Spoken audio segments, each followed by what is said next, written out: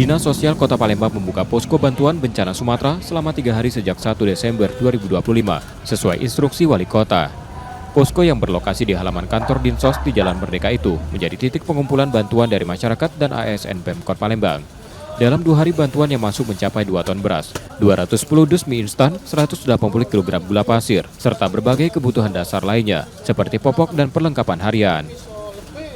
Ya, artinya ini kita memberikan informasi kepada para camat, kepada lurah untuk menginformasikan, menghimbau kepada masyarakat ya, masyarakat, dan kita siap menerima bantuan dan akan kita salurkan atau distribusikan, dan kita laporkan kepada Pak Ali dan Pak Wakil.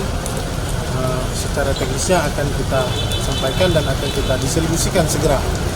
Ya, insya Allah kita menggunakan jalur darat. Ya, kita hanya menerima dalam bentuk barang. Seluruh bantuan ini dihimpun untuk membantu warga terdampak banjir dan longsor di Aceh, Sumatera Utara, dan Sumatera Barat.